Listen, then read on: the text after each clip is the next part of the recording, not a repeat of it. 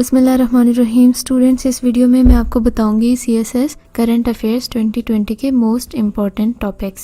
सबसे पहला टॉपिक है कश्मीर इशू, जो इस साल सबसे ज़्यादा हाईलाइट हुआ है नेशनली एंड इंटरनेशनली। आपको रिसेंट डेवलपमेंट्स के साथ साथ इसका पास्ट भी पता होना चाहिए और फ्यूचर के लिए आपके पास रेमेडीज़ भी होनी चाहिए। इसके अलावा CPEC बहुत इंपॉर्टेंट टॉपिक है, ये पहले भी आता रहा है और इस साल भी एक्सपेक्टेड है क्योंकि इसमें कुछ नई डेवलपमेंट्स हुई हैं।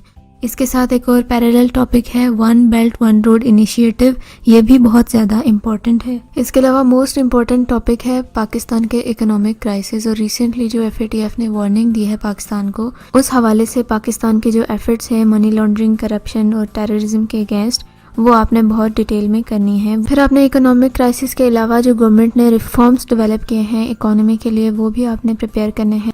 इसके अलावा वाटर क्राइसिस है, उसको आपने in terms of dam construction as a remedy वो आपने करना है।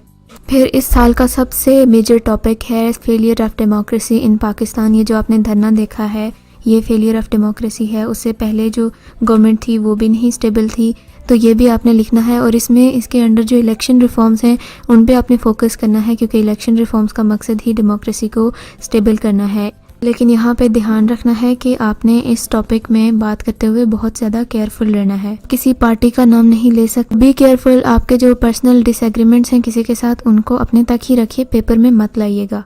इसके अलावा इस साल पाकिस्तान ने अपनी फॉरेन पॉलिसी को रिवाइज किया है बहुत अच्छे से, और बाकी कंट्रीज़ के साथ जो रिलेशंस थे उनको चेंज किया है। चेंज इन अ सेंस के अब हमारे जो फॉरेन रिलेशंस हैं वो बहुत ज़्यादा बैलेंस्ड हैं। पास्ट की तरह नहीं है कि पाकिस्तान USA का एलाई है एक टाइम में रशिया के साथ ज़्यादा बॉन्डिंग है। अब जो रिलेशंस पाकिस्तान बिल्ड कर रहा है वो बहुत ज़्यादा बैलेंस्ड हैं। इसमें आपने Pakistan Iran relations, Pakistan Saudi Arabia relations, Pakistan India, ये सारे इनमें जो चेंजिंग आपको एक देखने को मिली होगी, आपने उसको डिस्कस करना है इन व्यू ऑफ पास्ट।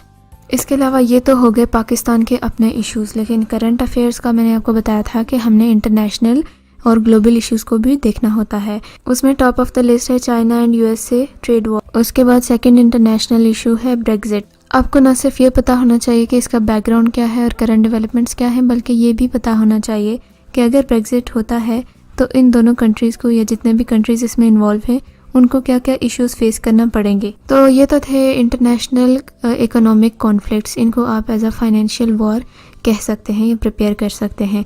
इसके अलावा आर्म्ड कॉन्फ्लिक्ट्स भी होते हैं, जैसे कि सीरियन सिविल वॉर है, अफगानिस्तान में जो तालिबान का और US आर्मी का कॉन्फ्लिक्ट है वो भी इसके के अंडर आता है। अच्छा, जो अफगान पीस प्रोसेस है उसको आपने in terms of Pakistan US relations भी डिस्कस करना है, वो मुझसे मिस हो गया था पहले। उसके अलावा US ईरान के जो कॉन्फ्लिक्ट्स हैं वो भी आपने डिस्कस करने हैं। यमन सिविल वॉर भी इसी कैटेगरी में आती है। इसके अलावा जो रीजनल और इंटरनेशनल ऑर्गेनाइजेशंस हैं इनको आप इग्नोर नहीं करना, जैसे कि UN है, SAARC है, ICO है, ISO है, ब्रिक्स है। तो इन सब की न्यू डेवलपमेंट्स और इनका जो पास्ट है वो भी आपको पता होना चाहिए। कुछ लोगों को तो इनके फुल फॉर्म ही नहीं पता होते, तो ये गलत चीज़ है। अगर आपको ये मेन टॉपिक में नहीं भी आते तो आपको हर जगह पे ये आंसर में कहीं ना कहीं सपोर्ट कर रहे होते हैं। तो ये थे सारे टॉपिक्स करंट अफेयर्स के। मैंने मेन आपको चीज़ें बताई हैं। इसमें जो अंडर सब हेडिंग्स इसकी आती हैं या जो इसमें डिफरेंट टॉपिक्स आते हैं, यू कैन से मैंने आपको मेन डोमेन बताया है, इकोनॉमिक, इंटरनेशनल कॉन्फ्लिक्ट्स और ये ऑर्गेनाइजेशंस वगैरह, और जो हमारे डोमेस्टिक पाकिस्तान के पॉलिटिकल इश्यूज़ हैं वो बताए हैं। इसके अंडर बहुत सारी चीज़ें आती हैं, मेन मैंने कवर करवा दी हैं। उसके अलावा तो ये एंड ऑफ द ईयर है, अभी तक के अगर आप इश्यूज़ प्रिपेयर कर लेते हैं तो आपका करंट अफेयर्स का टॉपिक जो पेपर है वो पास, बिल्कुल 100% पास हो जाएगा, क्योंकि उसमें चॉइस भी तो होती है। और वैसे भी एंड ऑफ द ईयर है तो ज़्यादा 3-4 मंथ्स रह गए हैं, तो इसमें मुझे नहीं लगता कि कोई नई डेवलपमेंट होगी। नेक्स्ट वीडियो से